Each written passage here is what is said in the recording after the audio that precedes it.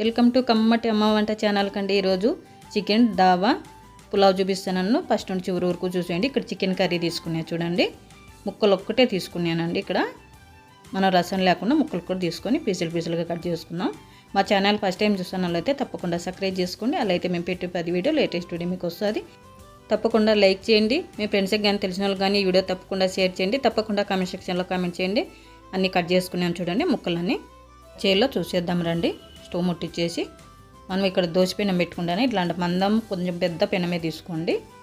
1 spoon oil అండి. వెల్లుల్లి చిన్నగా కట్ చేసి పెట్టుకొని వెల్లుల్లి కొంచెం ఫ్రై కానిద్దాము.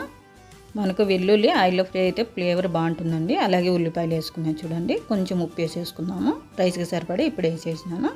అలాగే కరివేపాకు, ఉల్లిపాయలు కొంచెం ఫ్రై అయినాయండి. టమోటాలు వేసుకున్నాయి చూడండి. అలాగే పచ్చిమిర్చి చిన్నగా కట్ చేసేసిన ఇవి కొంచెం ఫ్రై కానిద్దాము.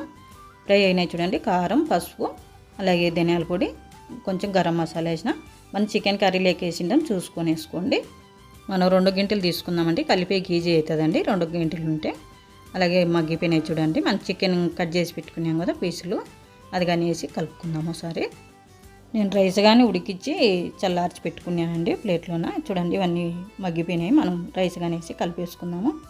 మనం రైస్ చల్లగా కావాలా, ఇప్పుడు ఇక్కడ కలిపేటప్పుడు బాగా వేడి కావాలండి. కొంచెం కొత్తిమీర కానీ వేసి ఒకటేసారి కలిపేసుకుందాము. బాగా కలుస్తుంది. చిన్నగా కట్ చేసి పెట్టుకుని కొత్తిమీర 2 గంటలు ఉంటే కలిసేకి ఈజీ అవుతుందండి. మనకి రైస్ అనేది ఇరిగిపోకుండా వస్తుంది. నన్ను చికెన్ కర్రీ మిగిలిపోయినా కానీ ఇలా చేసేయండి. పిల్లలు హ్యాపీగా తింటారండి. ఎందుకంటే ముందన కొద్ది చికెన్ అంటే ఎవరు ఇష్టంగా తినరు. మనం మిగిలిపోయిన చికెన్తో చేసినాం అనేది కానీ పిల్లలు గెస్ట్ చేయలేరండి. అంత బాగుంటుంది ఇది రైస్ అనేది. తప్పకుండా మీరు ప్రతి ఒక్కరు ట్రై చేయండి. చాలా బాగుంటుంది. మనకి చికెన్ దాబా పులావ్ రెడీ అయిపోయింది చూడండి. ప్లేట్లో పెట్టేసుకున్నాము. కొంచెం కొత్తిమీర కానీ వేసేసుకున్నామండి. పైన కొత్తిమీర వేసేసుకుంటే బాగుంటుందండి. చూసేకి బాగుంటుంది. మనకి రెడీ అయిపోయింది చూడండి. చికెన్ దాబా పులావ్ రెడీ అయిపోయింది. టేస్ట్ కానీ చేద్దాము. చాలా బాగుందండి. మీరు కానీ ట్రై చేయండి. తప్పకుండా కామెంట్ సెక్షన్లో కామెంట్ చేయండి, లైక్ చేయండి. మీ ఫ్రెండ్స్కి కానీ తెలిసిన వాళ్ళు కానీ షేర్ చేయండి. నా వీడియో చూసిన వాళ్ళందరికీ థ్యాంక్ యూ వెరీ మచ్.